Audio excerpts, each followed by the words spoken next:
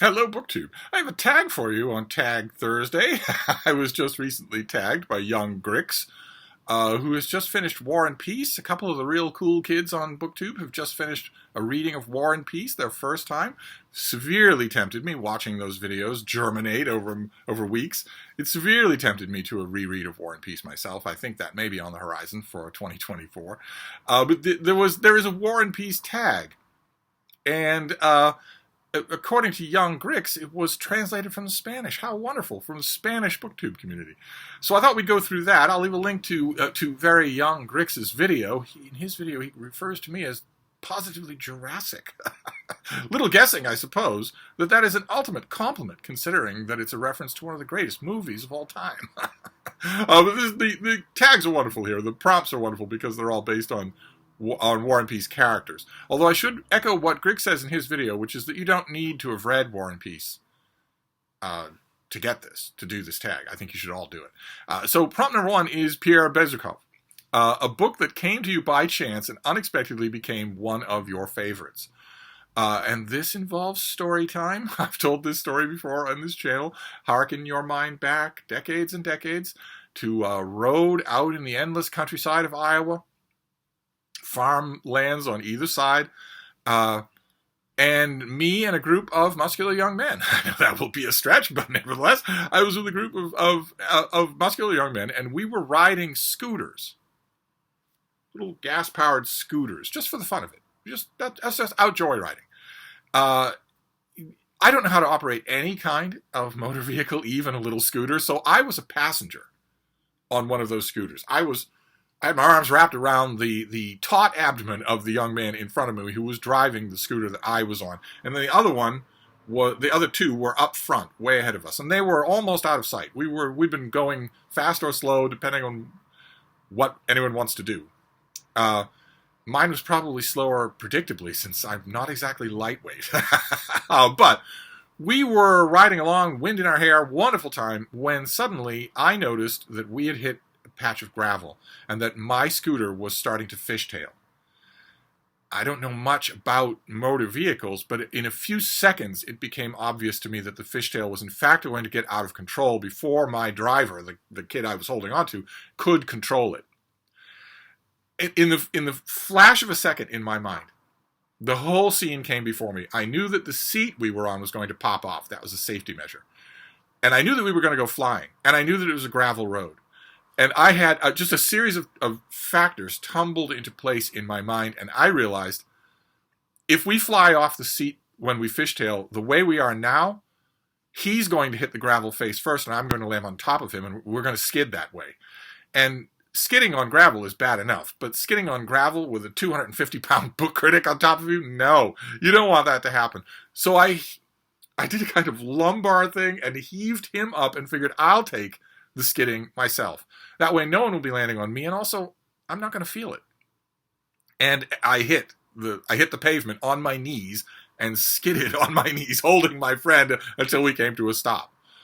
At which point the two scooters way in front had noticed that something bad had happened, and they'd swung around, and they were all horrified. My friend was untouched. One of my knees was badly gashed, had a ton of gravel just dug inside it. So we patched up the scooter and made a sorry little caravan back into town to the nearest hospital, where my knee was irrigated. The little pieces of pebble were falling out like that, and it was bandaged up and fixed and whatnot. And as a result, I was laid up for a bit. And as a result of being laid up for a bit, I just begrudgingly took up a book that had been recommended to me forever, and that is Master and Commander by Patrick O'Brian, the first book in the Master and Commander series, his Napoleonic seafaring adventures starring Jack Aubrey and Stephen Maturin, that are a bit of a harsh first step to get into them. Because unlike Forster in his Hornblower novels, Patrick O'Brian makes no effort whatsoever to familiarize you with the mind frame or the references or especially the nautical terminology of even the first book in the series. No effort whatsoever. You're just plunged into these characters' world. He makes the smallest gesture in that direction because Stephen Maturin, the Irish doctor and spy, is a thorough landlubber. He doesn't understand anything about seagoing ways. So when he ends up on Jack Aubrey's ship, all and sundry have to explain things to him, but it's still pretty steep. And I felt that steepness for a little while, for about half the first book, and then I just fell in love. Just completely fell in love. I'm a very fast reeler. I'm also a very fast healer. I think my knee was perfectly fine at about the same time when I finished the book, and loved it. And that came to me relatively by chance. I knew it was out there, and it had been pushed on me by other people, but I would probably have ignored it otherwise. Then prompt number 2 is Natasha Rostova. This is a book with a bad start, that through the reading, it became one of your favorites. And for this, I want to choose another great Russian classic, Crime and Punishment. I've read Crime and Punishment many times in many different translations, and the first time that I read it in an English language translation, I thought it did go on at the beginning. I was not interested in Raskolnikov at all. I was not interested in grubbing my way through the greasy confines of his mind and his twisted morality. It all struck me as gross, just absolutely. And in addition to which, the whole thing takes place in a blistering heat wave. I just thought, how awful must these people be? They've got grease running down their faces. They don't bathe ever. And this guy's nuts. But gradually, the novel achieves what I think is an elemental power. I know that this is a little bit unfashionable. I know that the fashionable thing is and has been for some time to say that The Brothers Karamazov is Dostoevsky's masterpiece. I don't think anything touches what he does in Crime and Punishment. For its urgency, but also for the way it teeters right on the brink of insanity. When Raskolnikov is being bedeviled by the police inspector, Porfiry Petrovich, by that point, the reader actually feels like Petrovich is after them. And that's a real feat, I think. So I'm going to say Crime and Punishment. Then prompt number 3 is Andrei Bolkonski, my favorite character in Crime and Punishment, a book that plunged you into despair. And there isn't any. I know this makes me a bad reader. I hope that it doesn't stop me from being a good critic. But I don't read books with my lymph node. I don't have my emotions plugged into books so I'm bawling my eyes out on chapter 8 and I'm gnashing my teeth in chapter 9. And in chapter 10, I'm hoping that the hero will take me to the prom. I don't read books that way. No book has ever done that. I save things that plunge me into the depths of despair happen in the real world. Not in books. Whether those things are warranted or whether they're not. I have had old friends die. Sometimes suddenly, where I come home laughing from a wonderful day and am told that they are gone. Or lingeringly, where the end is in sight and all this suffering is utterly pointless. You have to ameliorate it. You have to do what you can. You have to go without sleep. You have to make it your priority, but it's only to shuffle someone off stage. It's not to help them get anywhere or to help them get better. Or if the cause is trivial, like for instance, if I have a house guest for a week and then they go away, I will be in the depths of despair for a while. I realize that that's trivial, but it affects me anyway. But it's only real life things that do that. It's not books. Then number 5 is Nikolai Rostov, a character that you loved and hated at the same time. This could be many things. There are many, many examples. One recent one, I recently reread Julian Jackson's big biography of Charles de Gaulle.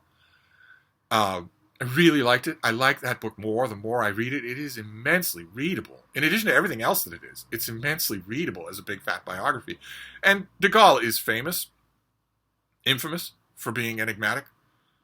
Even his nearest and dearest during his own lifetime really didn't know what to make of him. Does he think he's great? Yes. Is he wrong to think he's great? Probably. Is there a chance that he's right? Yeah, there's a good chance that he's right. Does he sometimes sound like he thinks that he is the embodiment of France? Yes. Is it possible that that's true? Yes, there is a possibility there. I bounce all over the place when I'm reading about de Gaulle. It's no surprise to me. There's a book out there called The Enigma of Charles de Gaulle that I would like to get my hands on. Last time I read it, I was of one mind with Charles de Gaulle. I was assuming that there was no enigma to him. But Jackson's book has really made me think that it's confirmed to me the suspicion that maybe there was an enigma to him. So, and all throughout that book, I'm loving him and hating him by turns. So that would certainly count. Then number 6 is Mikhail Kutuzov, an unpopular book that you love. I guess Kutuzov would be unpopular in War and Peace, but I'm afraid I have never known how to answer this question. I really don't have any idea what a popular book is and what one isn't.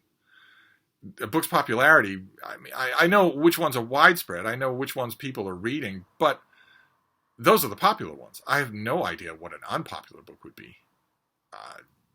All the examples that are coming to mind are so cartoonish that I don't know that they'd be included. I don't know that I'm equipped to answer this. I don't think I know what constitutes an unpopular book. So we'll just move on. To number 7, Boris Drubetskoy, a book with social ascent.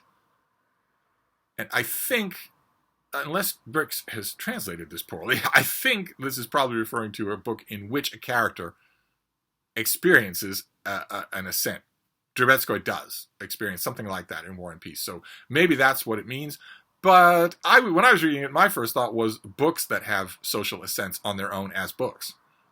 Books that rise like meteors. And I thought of one right away, a horribly negative example. I don't know of many examples like that that are positive. But the one that rules the entire intellectual era in which we live is How to Be an Anti-Racist by Ibram X. Kendi, which is not only a best-selling nonfiction book now, it is the absolute essence of corporate and academic policy in the entire United States, which is certainly something that even 400 years ago you couldn't have said about the Bible. I have never seen a book have such intellectual domination over major institutions that should be ignoring it as I have this book, which doesn't just tell you that you shouldn't be a racist. It tells you that you should be an anti-racist. And what is that, you say? Ibram X. Kendi will tell you. And anyone else's definition of that at all is not only wrong, but if you give it any credence whatsoever, you are in fact a racist. This is do what I tell you in exactly the way that I tell you. And it has been embraced would be too weak a word. It has been theologically adopted by all of Hollywood, all of academia, all of big business, all of major Fortune 500 companies in the United States, almost without exception. So that if you don't act the way you are, it is described in this book that you should act. You will not get a job at those corporations. You will not keep a job at those corporations. Your tenure will be canceled by those corporations. Your movies are not made except in accordance with How to Be an Anti-Racist. I would consider that to be not only a social ascent, but almost an unprecedented. I know of almost nothing else, almost no other book that has had the effect on society that that book has had. Entirely negative. An entirely negative effect. But nevertheless, what's the next one here? Prompt number 8 is The Kuragins, a disappointing book with a beautiful cover. This is most books for me, especially in 2023. We noticed in 2023 that a lot of American books suddenly have pretty good covers. They all end up being disappointing. Almost all of them end up being disappointing one way or another. New releases, for those of you who don't know, I read mostly new releases, and so many of them are disappointing in so many ways. I don't need to come up with an example. Just go to Amazon.com. You'll see the banner up at the top there. Just click on new releases. Virtually anything you see with a good cover there that I have read has disappointed me in some way or another. Then number 9 is Anna Pavlova, a gossipy book. Here I want to pick not just a gossipy book, but a gossipy author who has fallen out. She's gone. She once upon a time ruled the bestseller list, and everyone cared about what she was writing. Her name was Kitty Kelly. And she wrote books on a whole bunch of celebrities. She wrote a book about the Windsors. She wrote a book about Nancy Reagan, famously. And her books were pure chatty gossip. Pure.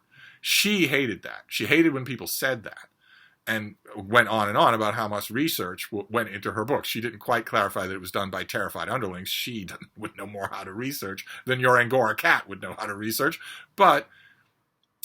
And, I wasn't in a position really to disagree with her when it came to Frank Sinatra or something like that. But when it came to the House of Windsor, I was able to read her Windsor book and know exactly how much research went into it. I don't know how much research went into it, but a whole lot of that research went out the back door before she started typing, or before whoever started typing. But her books were still just wonderfully delicious, just so catty. I just love them. I don't have any Kitty Kelly books right now. I wish I did, because they would be fun to revisit, especially her Diana book. Her Princess Diana book would be a lot of fun to revisit. Then prompt number 10 is Dolohov, favorite villain. Whole bunch of possibilities here. Of course, one of the famous ones, one of the most likely ones, his name comes up in Grix's version of this tag, is Ahab. And for me, I thought about both of them. I thought about both Ahabs. Not just Ahab, the dismasted whaler captain in Herman Melville's great novel, Moby Dick, but also his namesake, King Ahab, from the first book of Kings in the Bible, who's a pretty compelling character, all in all. He's enigmatic. You're reading him and you're watching him kick one prophet after another to the curb, and you know that's bad news. In the Old Testament, especially in the first and second book of Kings, you're not supposed to mistreat God's prophets. And he does, repeatedly. Not just one prophet, he mistreats a whole bunch of them. And he suffers for it. He's a compelling character in the same way that Melville made his Ahab a compelling character. But once I got to thinking, once I went from Melville's Ahab to the Book of Kings Ahab, I immediately started thinking of the villain behind the scenes, which is God, Yahweh, the God of the Old Testament, who I think is, I think one of the reasons why he is such a wonderfully compelling villain is because he's the last of his kind. He is one of these big, rumbustious, old world, thunderous gods. The type that makes thunderous proclamations, the type that's very dangerous to know, whether you love them or hate them, the type who is incredibly inconsistent and will fry you like a fish if you point that out. The type who, mankind is basically the toys in a child's toy box, and he is the child. He doesn't have to make any sense, doesn't have to be consistent, and it's absolutely calamitous to oppose him, or even to be around him. To be in his sphere of influence, and in that he shares that quality in common with all the other monstrous gods of the old world, Marduk or Azurbil or Baal or Astros or any of these old gods that you get the feeling Yahweh knew and palled around with. It's that he is the last gasp of that kind of thing. After him, gods start to be otherworldly. After him, gods start to make proclamations that are ambiguous. After him, worshippers will go in fear, yes, but they'll go in fear of their churches, not their gods. They're not worried anymore about meeting their gods. Yahweh's the last of those, and you might think, well, surely that process was cemented by the rise of science, by the Enlightenment, and then in our own day by the fact that all the claims of such gods are filmable. And all of a sudden, now that they're all filmable and we all have cameras with us, they don't happen anymore. I myself have never believed that. I think those gods died fairly early, much earlier than the modern era, much earlier than the Enlightenment, much earlier than technology. I think once trade routes became really advanced, once people started encountering far-flung corners of the world, started maritime trade and overland routes that started to become practiced so that you could get word from places that not in a million years would you ever visit. And they started to get word about you. I think once word started to spread in the world, that's when the gods like Yahweh disappeared. And he was the last one to go. You don't need the Enlightenment. All you need is for word to spread that in AD 70, the Romans destroyed the Great Temple in Jerusalem. Completely. I mean, they destroyed it. So they nailed rabbis to the walls and took target practice and nailed them by their beards to one of the inner walls of the inner temple, and the Roman soldiers just took javelin practice at them. Looted everything. You can see it immortalized on Trajan's column. They looted all of the great treasures of that temple. Of the gigantic menorah, all of the sacred texts were either taken and burned. And nothing stopped it. Granted, the chosen people had a dicey on-again, off-again relationship with their god Yahweh, but it's pretty clear that if Yahweh existed, he would have stopped that, and he didn't. And the whole world eventually got to know that. I think the fact that that is true is part of the reason that hurried along the existence of gods that don't step in and protect their chosen people. That kind of a God is what we get in the New Testament, for Pete's sake, written at a time when the temple was being destroyed, by people who saw it being destroyed and saw that no one stopped it. Barbarians break into the allegedly God-protected and sacred precincts of the Roman Senate. Not only the gods not protect him, but those barbarians inherit the empire. And so on and so forth. Every single example like that. Your emperor is the Son of Heaven. He is the anointed. He is himself divine. What's that? What word spreads first throughout his encampment, and then throughout the sprawling city, and then to all of the Western merchants who are going to bring that word back? He died of plague. Nothing supernatural protected him. He just dies of an illness, same as anyone else could. I think it was once those trade routes became a web connecting all of humanity that was known at the time, those gods started to retreat. Those old gods who would cause earthquakes, blight a whole city, drown a whole world.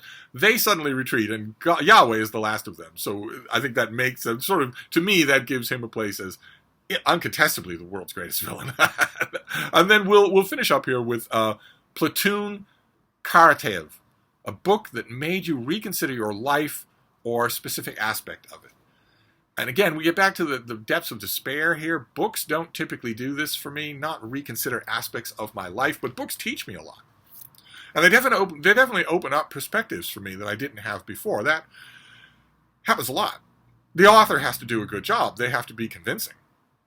But the last book that did that, to a major degree was Planta Sapiens, which I read last year, that made a really, really strong case that plants, I want to put air quotes around the word, but that plants think. Certainly that they feel, and maybe that they communicate with each other. The author goes to great lengths in his book to relate to popularize a lot of the most recent science about this phenomenon. And how this isn't just nervous fibers or plant fibers responding to light or heat or the presence of soil or whatnot, but that there might be a lot more than that. There might be a lot more going on than that. That's all the author does. Mainly that's what the author does, is recount all of that science and popularize it for you.